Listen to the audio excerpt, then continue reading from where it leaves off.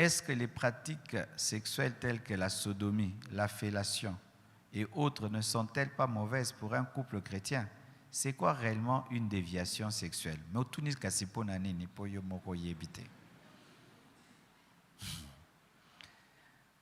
Voici. Qui a moins de 10 ans, 18 ans, lève les mains. Moins de 18 ans. Levez les mains. Ah, vous avez tous plus de 18 ans? Ok. Ah, ben, moi j'avais 15 ans, je connaissais tout ça. Hein? Et je crois qu'en ces temps-là, il n'y avait pas l'Internet, mais on connaissait déjà beaucoup. Donc aujourd'hui, c'est sûr que ces jeunes de 15 ans, ils connaissent plein de choses. Voici d'abord la définition de ce que vous dites. Le cunnilingus. Cunnilingus, c'est lorsque l'homme lèche la partie intime de la femme. Fellation, c'est lorsque la femme met dans sa bouche la partie intime de l'homme. Sodomie, c'est lorsque l'homme, au lieu de connaître la femme par le moyen vaginal, la connaît par le moyen anal. C'est ça la définition de ce qu'on vient de dire. Alors, ce qui est normal et qui ne crée aucun problème, c'est la voie vaginale, où l'homme connaît la femme par la voie vaginale. Mais pour ce qui est de la fellation, cunnilingus, sodomie, il y a beaucoup de problèmes dans les couples parce que, comme il n'y a pas de verset clair à ce sujet, il y a tout un débat. Voici le débat. Il y a le débat de ce qu'on appelle les libres penseurs. Les libres penseurs disent ceci, que le corps de la femme est à l'homme, c'est-à-dire tout le corps. C'est-à-dire si on te donne tous les corps, tous les corps. Et eux, ils disent que l'homme et la femme dans le mariage peuvent tout faire tant qu'ils ne se font pas mal et tant qu'ils ne se donnent pas des microbes. Mais il y a d'autres maintenant qui sont stricts, qui disent qu'il faut seulement la voie vaginale. Voici. Dans le domaine du mariage, on ne peut pas venir ici dire « faites ceci, faites cela, faites ceci ». C'est de telles questions, on y répond au bureau. Amen. Ça se répond au bureau. Mais voici ce que je peux vous dire de manière générale. Tout ce qui n'est pas le produit d'une conviction est un péché. C'est-à-dire quand tu fais la fellation, le cunnilingus, la sodomie, après tu demandes pardon, donc ta conscience te reproche, c'est un péché, ne le fais pas. De deux. Tout ce qui détruit le corps, le temple du Saint-Esprit est un péché. Si quand tu fais ça, ta femme, elle tombe malade, elle a des hémorroïdes ou il y a des maladies dans la bouche chez l'homme, herpès et tout le reste, donc comme ça donne des maladies, donc ça détruit le temple du Saint-Esprit. Aussi. Tout ce qui se fait en imposant à l'autre, l'autre ne veut pas, toi tu veux, c'est de l'égoïsme. Et souvent les chrétiens tombent dans ces choses-là à cause de la pornographie. Quand ils regardent des films pornographiques et ils veulent faire ça à leur femme, ils veulent ça, mais la femme là que tu regardes dans des films pornographiques, certaines prennent des médicaments, d'autres, elle est une prostituée, elle est habituée à faire ça tous les jours, tout le temps. Maintenant, tu vas prendre une jeune fille qui n'a jamais fait ça depuis toute sa vie. Depuis que tu as regardé un film, tu veux.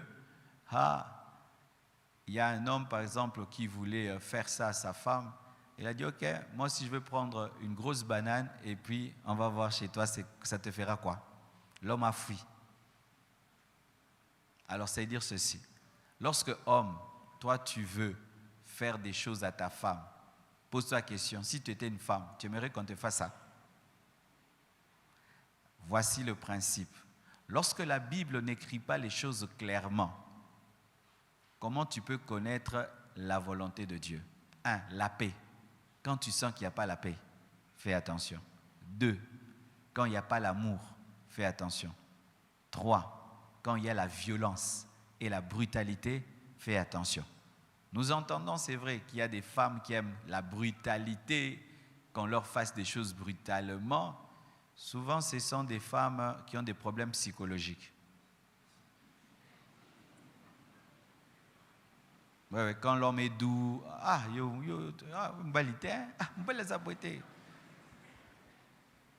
ce sont souvent des femmes qui ont un problème psychologique, qui aiment la douleur. Elles ont le plaisir par la douleur. C'est un problème psychologique. Souvent, ce sont des filles qui ont été tapées, insultées dans leur enfance. Alors, même quand elles se marient, elles aiment la douleur. Donc, c'est ça une déviation. Mais les déviations clairement écrites dans la Bible, clairement avec verset, c'est l'homosexualité. La Bible interdit à un homme de coucher avec un homme, à une femme de coucher avec une femme, c'est écrit clairement. La Bible interdit de coucher avec un animal, ça c'est clairement écrit. La Bible interdit de coucher avec quelqu'un de ta famille, l'inceste, ça c'est interdit. L'inceste interdit, l'adultère interdit. La Bible interdit les relations sexuelles avant le mariage, ça c'est clairement interdit. Mais dans le mariage, ça aussi j'aimerais dire ceci. Il n'y a pas de questions même à poser pour les célibataires. Un célibataire, tu n'as même pas à poser la question, est-ce que la sodomie c'est mal, cunnilingus c'est mal. Ça ne te concerne pas d'abord. Amen. Ce n'est pas pour toi. Pour les gens qui sont maintenant mariés, ils sont mariés, maintenant ils trouvent que c'est monotone de faire les choses de la même manière, toujours de la même manière, ils veulent un peu changer. Ce sont eux qui ont droit de poser ces questions-là. Et voici ma réponse. Si vous le faites sans conviction, c'est un péché. Si ça fait mal à l'autre, c'est un péché. Si ça donne des maladies, c'est un péché. Si tu brutalises l'autre, c'est un péché. Si tu n'as pas la paix du Saint-Esprit, c'est un péché. OK? D'accord? OK. Pasteur, est-ce vrai que la taille du pénis est un facteur de satisfaction? Voici ceci. C'est vraiment tout un mythe. Autant il y a plusieurs sortes d'hommes et il y a plusieurs sortes de femmes. Par exemple, tu chausses 40 et tu trouves une chaussure 40. Tu es bien dans la chaussure, vrai ou faux? Mais tu chausses 48, tu achètes une chaussure de 40. Tu seras à l'aise? Pour chaque type de femme, il y a des types d'hommes. Les hommes qui n'ont pas une grande taille, Dieu a créé pour vous des femmes qui ne sont pas très profondes et très larges. Des femmes qui sont profondes et larges, Dieu a créé des hommes pour vous. C'est pourquoi il faut prier, pas essayer. Sinon, tu vas essayer 1000 fois. Tu vas essayer 1000 fois. Ah, ça marche pas. Il n'a pas la taille, il a la taille. Il n'a pas la taille, il n'a pas la taille. La sœur qui filme, n'ayez pas honte, vous me distrayez. Regardez-moi.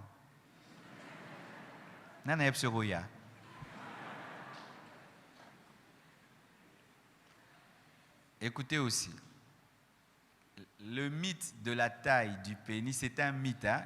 Ce sont des histoires chez les gens. Plus c'est grand, plus ça donne du plaisir. Non, un homme peut avoir un grand, il ne sait pas l'utiliser. Vous ne voyez pas des gens costauds comme ça, du kofi karakui. Quelqu'un peut avoir un grand, mais il ne sait pas l'utiliser. En quelques minutes, il a tout fini. Alors que ce qui donne le plaisir, ce n'est pas la taille, c'est la durée. C'est celui qui peut durer longtemps. Quelqu'un qui a une taille moyenne, mais qui dure, est mieux que celui qui a un grand, mais en une seconde, il a tout fini. Vous comprenez? Vous comprenez, hein? Alors, souvent les femmes, elles sont dans ces idées-là de grands. Certaines femmes n'aiment pas les grands parce que ça fait mal. Quand tu n'as pas un corps pour un homme qui a cette taille-là, au lieu qu'il te donne du plaisir, tu auras mal. C'est pourquoi en matière de mariage, il faut prier. Seigneur, conduis-moi vers la femme de ma vie parce que Dieu sait comment il t'a créé et sait comment il a créé. Mais pour les femmes aussi, une femme peut, elle est vierge, elle n'a pas connu d'homme. Ce qui fait qu'au départ, son corps est fermé. Mais en connaissant l'homme et en les accouchements, le corps de la femme s'élargit parce qu'une femme est capable d'accoucher. La tête du bébé, vous voyez la tête du bébé. Donc, le problème, ce n'est pas la taille, c'est comment tu utilises. Mais quand même, certains vraiment ont une taille tellement très, très, très petite. Là, ça peut être une maladie. Il faut aller voir des sexologues qui peuvent t'apprendre à bien manger, tout. Parce que d'autres, ils se nourrissent mal aussi. Quand tu te nourris mal, tu perds de puissance et de virilité. Mais ne tombez pas dans le mythe du grand. C'est toujours encore tout ça, les films pornographiques, en regardant. Les films pornographiques, les femmes veulent que tous les hommes qui vont épouser aient cette taille-là. Non, ces gens-là, c'est ça leur travail. Musala neza kuna, muninga musaleza cerveau. C'est ça son travail. OK? Donc c'est l'utilisation, savoir comment utiliser et savoir comment se maîtriser. Un homme puissant n'est pas celui qui a un très grand membre, c'est un homme qui sait contenir son plaisir et attendre que la femme puisse atteindre son plaisir pour lui atteindre le sien, car beaucoup d'hommes, eux, ils atteignent avant, et ainsi la femme reste là, lui, il est craché. Vous comprenez, hein? Alors, c'est pourquoi je déconseille à vous, frères qui êtes célibataires, la masturbation. Tu vois, quand vous vous masturbez, les masturbateurs, vous faites les choses très vite, n'est-ce pas? Pourquoi? Tu es chrétien et tu ne veux pas qu'on t'attrape dans la douche ou tu fais vite. Alors, en combien? 1 minute, tu es arrivé. Ça fait quoi? Ton cerveau et ton corps s'habituent. 1 minute, tu arrives. Quand tu vas te marier, en 1 minute, tu y arriveras. Et oui, parce que c'est ce que ton corps fait tous les jours.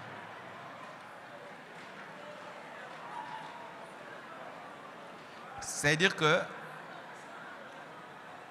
ton corps est déjà mal habitué. C'est comme quelqu'un qui prend tout le temps du piment. Il prend tout le temps du piment. Il ne sent plus le piment. Tellement qu'il est habitué au piment, il ne sent plus le piment. Et toi maintenant, tu te masturbes tellement, mon frère. Alors, tu jouis vite. Alors, quand tu auras une femme, tu vas jouir vite parce que ton cerveau, parce que le premier organe sexuel, c'est la tête, ton cerveau ne saura pas se discipliner pour attendre que l'autre. Parce que tu as fonctionné tellement comme un égoïste, et même avec ta femme, tu seras égoïste. Pareil aussi aux femmes. Les femmes, quand vous vous masturbez, voici le problème que vous créez. Parce que les hommes, quand ils sont au début de mariage, s'ils n'ont pas de l'expérience, ils ne savent pas comment on donne du plaisir à une femme. Ils ne savent pas. Au début du mariage, 1 année, 2 ans, c'est du tâtonnement. Il te fait du mal ou pas bien, pas bien. Alors ça fait quoi? Toi maintenant qui t'es masturbé toi-même, tu te connais bien. Alors tu te donnes plus de plaisir toi-même qu'avec un homme. Ça va faire quoi?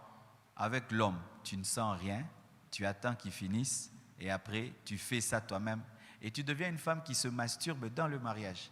Ça devient un péché. Et ça fait que tu ne jouis pas avec ton mari, tu jouis maintenant toute seule. Parce que les femmes, quand vous masturbez, c'est souvent, c'est le clitoris. Parce que la femme a plusieurs sortes dans son corps des choses qui l'aident à avoir du plaisir. Le clitoris et tout le reste. Alors tu es tout le temps dans un orgasme qu'on appelle clitoridien. C'est-à-dire du clitoris. Mais ton mari, lui, il est vaginal. Maintenant, il ne sait pas te donner du plaisir par le clitoris. Ça fera que tu peux faire 10 ans dans le mariage, tu n'as jamais joui parce qu'il ne touche pas là où toi tu te touches. C'est l'un des problèmes dans les couples parce que le corps humain est très Dieu, il est très intelligent. Amen. Hein? Alors, arrêtez de vous masturber. Vous êtes en train de détruire votre futur.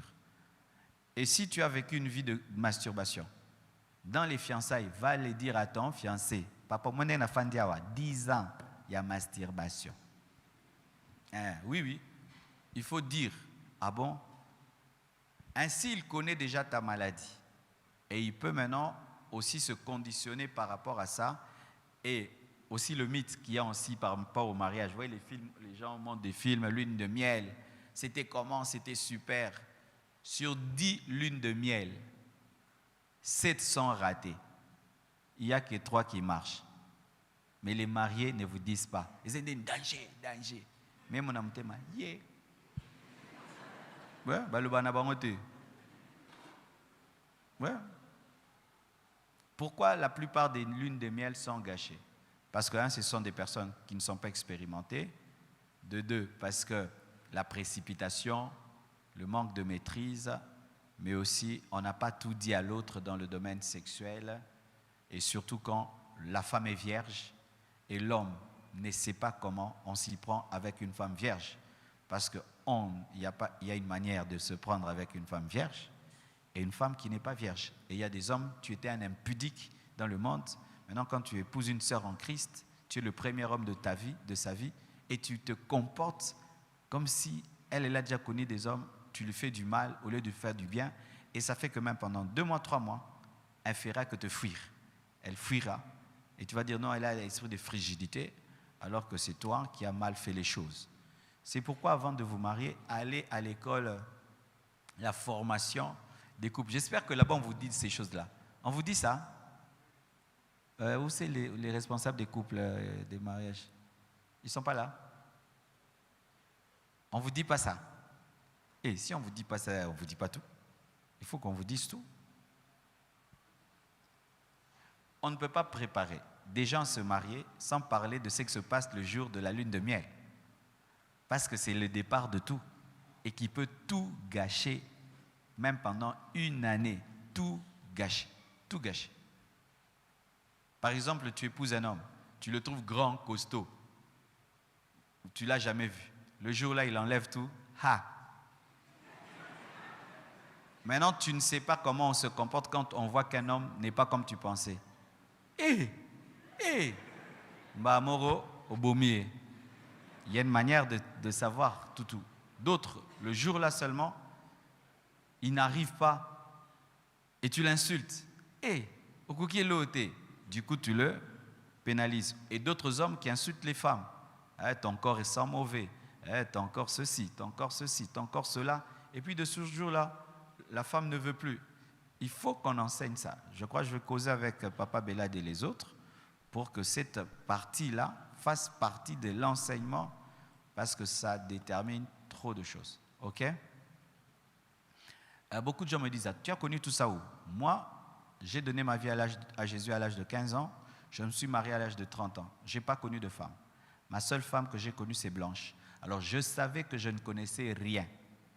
Alors, j'ai lu plus de 30 livres chrétiens sur la sexualité pour devenir docteur. On m'appelait docteur théorie. Et j'ai aidé beaucoup de gens, théoriquement, et ça m'a aidé. La connaissance aide. Ne joue pas aux champions dans ces domaines-là, frère. Hein? Domaine wana, ce qu'on yébite, au yébite. Amen, hein? Au yébite. Peu yoka soni.